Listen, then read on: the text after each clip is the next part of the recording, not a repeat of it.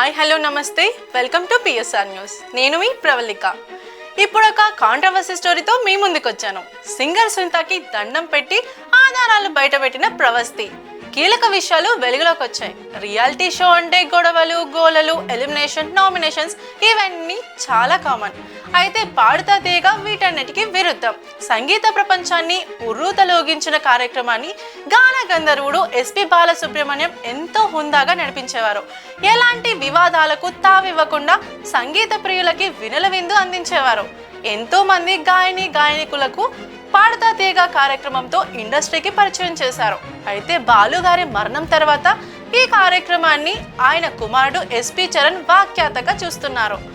Singer Pravasthi చేసిన ఆరోపణలపై స్పందిస్తూ పాడుతా తీయగా జడ్జి సింగర్ సునీత ఓ వీడియో విడుదల చేశారు. ఇందులో సింగర్ ప్రవస్తిని ఒళ్ళో పెట్టుకుని ముద్దు చేశానని, కానీ ఆమె తనపై డిబేట్ చేసే స్థాయికి వెళ్ళిందంటూ ప్రవస్తి ఆరోపణల్ని ఖండించారు సునీత.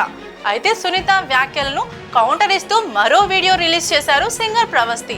అసలు వీడియో రైట్స్ విషయంలో సునీత చెప్పినవన్నీ అబద్ధాలే అంటూ ఆధారాలను బయటపెట్టి కీలక వ్యాఖ్యలు చేసింది సింగర్ ప్రవస్తి. ఒళ్ళో కూర్చోబెట్టుకోమనలేదు మేడం, రెస్పెక్ట్ కోరుకున్నా.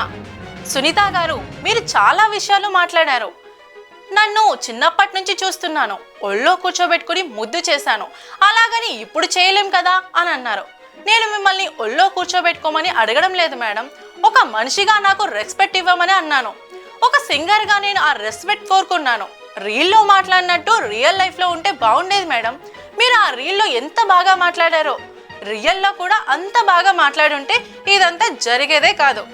నేను చిన్నప్పుడు ఎలా పాడేదాన్నో ఇప్పుడు అలా పాడడం లేదని అన్నారు. అది మీ ఒపీనియన్, దాన్ని నేను రెస్పెక్ట్ చేస్తున్నా. సాంగ్ సెలెక్షన్ గురించి కూడా మాట్లాడారు, వీడియో రైట్స్ గురించి కూడా మాట్లాడారు. ఇవిగో చూడండి, రైట్స్ ఉన్నాయో లేదో. ఇది పక్షపాతం చూపించడం కాదా మేడం? మాకు దేనికైతే వీడియో రైట్స్ ఉన్నాయో ఆ సాంగ్స్ మాత్రమే ఎంచుకున్నాం, అందులో నుంచి సాంగ్ సెలెక్ట్ చేసుకుని ఇచ్చాం. కాబట్టి మీరు చెప్పినట్టుగా నా సాంగ్స్ రిజెక్ట్ చేయడానికి కారణం వీడియో రైట్స్ కాదు. దేని గురించో కూడా చెప్తాను.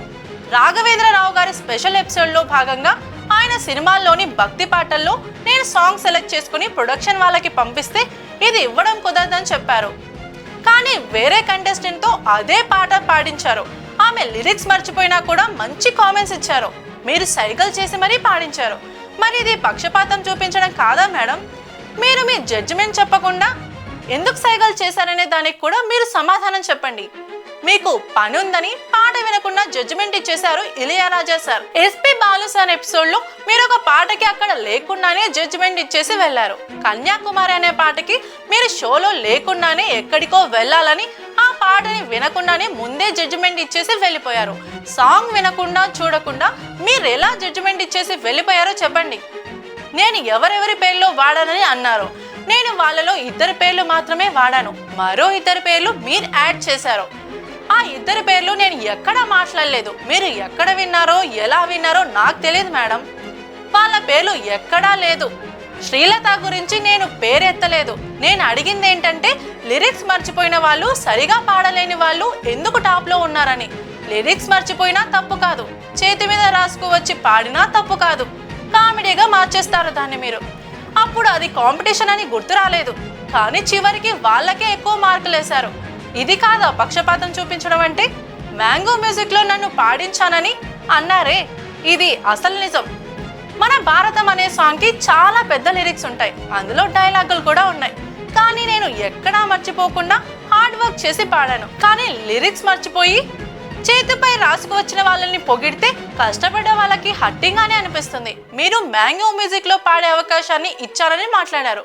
మా గురువు గారు నిహాల్ కొండూరి నాకు ఫోన్ చేసి ఇలా కోరస్ పాడాలని అడిగితే నేను పాడతాను సార్ అని చెప్పాను.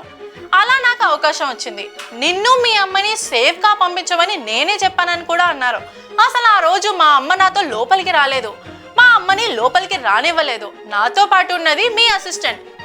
షూటింగ్ అయ్యేసరికి అర్ధరాత్రి అయిపోతుందని చెప్పడంతో దయచేసి డ్రాప్ చేసి వెళ్ళమని మా అమ్మ నాతో పాటు వచ్చిన అసిస్టెంట్కి రిక్వెస్ట్ చేశారు. ఆ రోజు నాకు ఫీవర్ కూడా ఉంది. నాతో పాటు వచ్చిన మీ అసిస్టెంట్ అక్క ఇల్లు మా ఇల్లు పక్క పక్కనే కావడంతో నన్ను ఆ రోజు డ్రాప్ చేశారు. ఇది జరిగింది, నా తప్పు లేదు కాబట్టి మీరు రియలైజ్ అయ్యారు. క్లాసికల్ రౌండ్లో నేను మీ దగ్గరకు వచ్చి మాట్లాడానని ఇది ఎందుకు చెప్పలేదని అన్నారు. అసలు అక్కడ జరిగింది ఏంటంటే అక్కడ మృదంగం మిస్టేక్ కావడంతో నేను దాన్ని కవర్ చేస్తూ పాడాను. పాటను ఆపలేదు. అది అక్కడున్న వాళ్ళందరికీ తెలుసు. కానీ జడ్జిలు ఏం చేశారంటే శృతి తప్పింది, తప్పులు జరుగుతుంటాయిలే అని అన్నారు. అందుకే నేను ఆ రోజు బాధపడ్డాను. నా ప్లేస్ లో ఎవరున్నా బాధపడతారు కాబట్టి నేను ఆర్కెస్ట్రా వాళ్ళ దగ్గరకు, ప్రొడక్షన్ వాళ్ళ దగ్గరకు వెళ్ళి జరిగింది ఇది, వెళ్ళి జడ్జిలతో చెప్పండి, లేదంటే మార్కులు తగ్గించేస్తారని నేను వాళ్ళని బ్రతిమలాడితే వాళ్ళు వచ్చి మీతో చెప్పారు. అప్పుడు మీరు రిలీజ్ అయి వచ్చి నాతో మాట్లాడారు. అంతే తప్ప నేను బాధలో ఉన్నానని వచ్చి మాట్లాడలేదు. అప్పుడు కూడా మీరు ఎలా మాట్లాడారంటే ఊరికే బాధపడిపోతున్నావు అన్నట్టుగా మాట్లాడారు.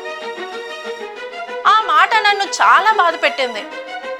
నేను రోడ్డు ఎక్కలేదు. మీరు మాట్లాడిన దాంట్లో నన్ను బాగా హర్ట్ చేసిన మాట ఏంటంటే రోడ్డు మీదకి వచ్చి ఇంటర్వ్యూలు ఇస్తున్నావు, అలా చేస్తున్నావు, ఇలా చేస్తున్నావు అని అన్నారు. ఇది మీ స్థాయి వాళ్ళు 19 ఏళ్ళ అమ్మాయి గురించి మాట్లాడే మాట అయితే కాదు మేడం.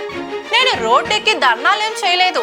నేను ఆఫీసులకు వెళ్ళి ఇంటర్వ్యూలు ఇచ్చాను. నేను రోడ్డు ఎక్కలేదు. కీరవాణి సార్ వెడ్డింగ్ షోస్ పైన చేసిన కామెంట్స్ పై మీరు కూడా మాట్లాడారు. వెడ్డింగ్స్ లో పాడే వాళ్ళు నా దృష్టిలో సింగర్స్ కాదు అని సార్ అన్నారు. ఆయన మాట మీకు ఒపీనియన్, నాకు ఇన్సల్ట్. ఆ మాట మీకు ఆయన ఒపీనియన్ లా అనిపించింది, నాకు ఇన్సల్టింగ్ గా అనిపించింది.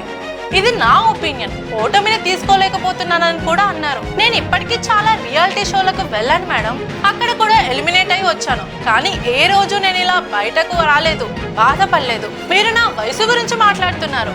నాకు 19 ఏళ్ళే, కానీ అందులో 15 ఏళ్ళు రియాలిటీ షోస్ చేసిన ఎక్స్పీరియన్స్ ఉంది మేడం. నేను వీక్ పర్సన్ ని కాదు. చిన్నతనంలోనే ఫ్యామిలీ రెస్పాన్సిబిలిటీస్ తీసుకున్నా. నా కెరీర్ గురించి బాధపడడం లేదు. ఎందుకంటే నేను వీక్ పర్సన్ ని కాదు. చిన్న వయసు నుంచే కష్టపడి నా ఫ్యామిలీ రెస్పాన్సిబిలిటీ తీసుకున్నాను. చిన్న వయసులోనే అన్ని కష్టాలను చూసా. నాకు తెలుసు మానసిక ఒత్తిడిని ఎలా హ్యాండిల్ చేయాలో. నా దగ్గర డబ్బు లేదు, బలమైన వ్యక్తులు లేరు. అయినా సరే నా చదువుని సైతం పక్కన పెట్టేసి మ్యూజిక్కే నా లైఫ్ అనుకున్నా. ఇది జీవితం అనుకున్న చోట అన్యాయం జరిగితే ఇలాగే స్పందిస్తారు. మీరు లెజెండరీ సింగర్. ఇప్పటికీ మీరంటే నాకు గౌరవం ఉంది. మిమ్మల్ని అభిమానిస్తూనే ఉంటా. జడ్జిమెంట్ విషయంలో నాకు జరిగిన అన్యాయం గురించి నేను మాట్లాడాను. మీకు ఆధారాలతో సహా చూపిస్తున్నాను. నాకు మీరంటే పర్సనల్ హైట్ లేదు. ఇప్పటికీ నేను మీ ఫ్యాన్నే అంటూ చేతులు జోడిస్తూ తన బాధను వ్యక్తపరిచింది సింగర్ ప్రవస్తి. చూశారు కదా, ఏ రంగంలో అయినా ఇలాంటి పార్షాలిటీ వ్యవస్థ ఉంటూనే ఉంటుంది. చూస్తూనే ఉండండి పిఎస్ఆర్ న్యూస్.